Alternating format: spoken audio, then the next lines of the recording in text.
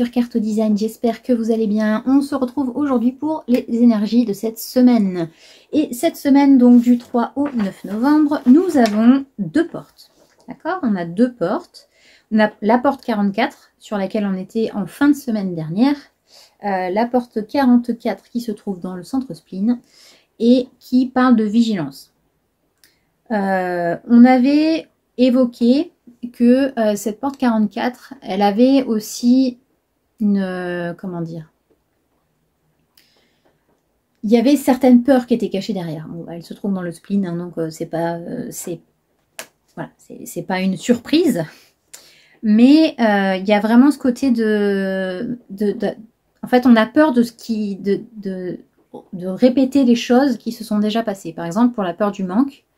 Si on a déjà manqué dans notre vie, on va avoir peur que ça se répète. Et le problème, c'est que à force d'avoir peur que ça se répète, ben, on va aller justement dans cette répétition. Parce que plus on va avoir peur, plus on va lui donner de l'espace, et plus en fait ça va être du pain béni pour le cerveau. Hein. Il va se dire « Ah, cool, elle a peur, alors du coup je vais lui en remettre une couche, youpi !» Voilà, c'est clairement ça. Donc, cette porte 44, elle vous dit simplement d'être dans la vigilance, mais pas dans dans la peur en fait. C'est-à-dire que, je vais vous donner l'exemple de l'argent. Quand on va avoir peur de manquer, ben on va se prendre une contravention, on a la machine à laver qui va tomber en panne, voilà. Que si on est vigilant de dire ok, bon, je mets de l'argent de côté comme ça, si jamais on a un truc qui se passe, on a de l'argent de côté, on peut faire. C'est par exemple, vous avez tant d'euros par mois, de mettre 50 € de côté, comme ça, bah, si on a besoin de faire un peu plus de courses, puis on a des amis à la maison, si voilà. Ça, c'est de la vigilance. C'est de la prévoyance, en fait.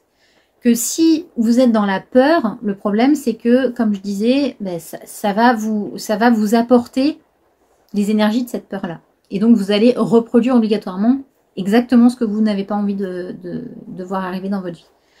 Donc, c'est contre-productif. Voilà. Donc, cette porte 44, elle sera là jusqu'au 5 novembre, donc jusqu'à mercredi. Jusqu'à mercredi. Et à partir de mercredi après-midi, on passe sur la porte 1, qui est la porte de l'expression de soi. Alors, la porte de l'expression de soi, elle se trouve dans le centre G. Le centre G, c'est le centre de la personnalité. Un centre G qui va être défini, ça va être un centre G qui... ça va être une personne en fait qui va être très sûre d'elle, qui va avoir sûre de ses opinions, qui va être tout le temps...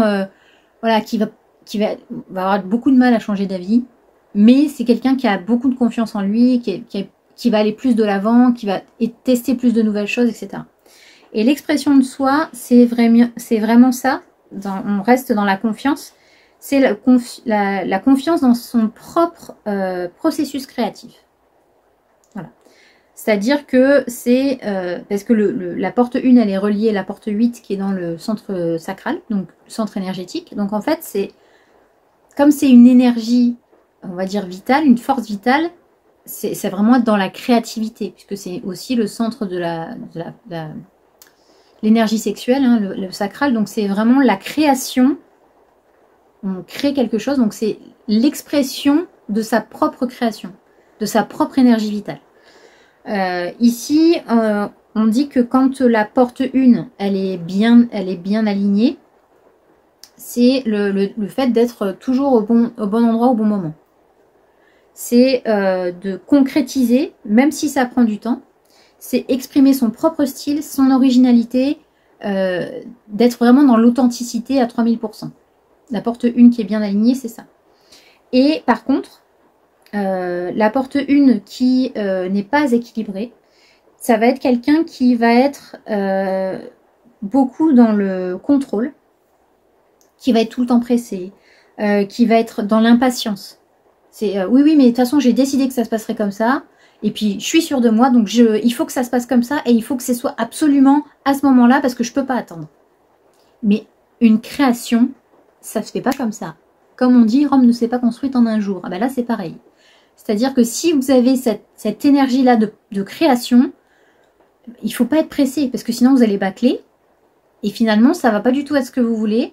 Vous allez être frustré, ou si vous êtes MG générateur, voilà, vous allez être en colère si vous êtes manifesteur, ça va vous amener de l'amertume si vous êtes projecteur, et ça va vous être dans l'insatisfaction si vous êtes réflecteur. Donc il y aura vraiment ce truc-là ben, ça va rien donner.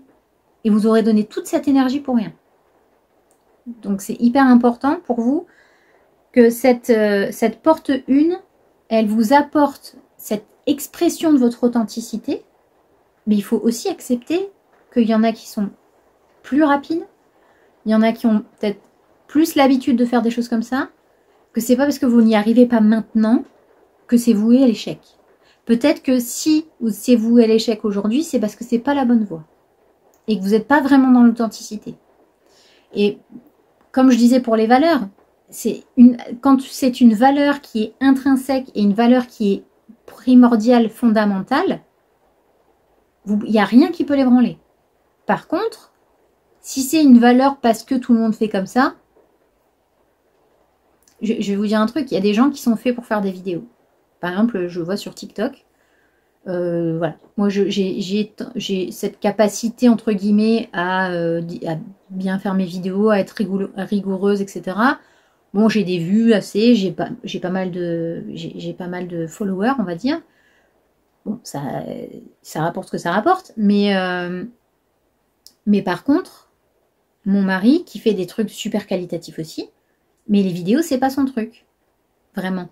Donc, ben, ce qui va se passer, c'est que il y aura peut-être moins d'interaction, il y aura moins de partage. Parce que si les gens sentent qu'il n'est pas à l'aise ou que... Voilà, du coup, ça va être différent. Et c'est malheureusement, il faut aussi écouter son authenticité. Quand vous êtes plus à l'aise dans un live, plus à l'aise à l'écrit, plus à l'aise à l'oral, moi je sais que je suis très auditive, j'ai besoin d'écouter. Quand il y a un texte qui est trop long devant moi, bonjour ma petite fée, si tu me regardes, je vais avoir tendance à lâcher au bout de 5 lignes. Parce que alors, même si ça m'intéresse, mais quand c'est trop long, moi je préfère écouter un podcast ou je préfère écouter une émission sur YouTube. Je vais peut-être même pas regarder la personne qui fait l'émission, mais je l'écoute. Parce que j'ai besoin de ça pour intégrer le truc.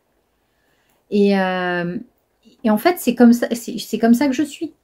Donc je préfère quand justement ma petite fée me fait un vocal de 10 minutes plutôt qu'un article de 6 pages. Voilà. C'est un exemple, mais c'est-à-dire que quand on est authentique, les choses marchent. Si on ne l'est pas, il y a quelque chose derrière qui ne va pas. Voilà. Je crois que j'ai tout dit. Donc le 5, nous aurons une super pleine lune en taureau, pour laquelle je vais vous faire une vidéo évidemment. Et on se retrouve immédiatement, tout de suite, pour le tirage de la semaine. À tout de suite.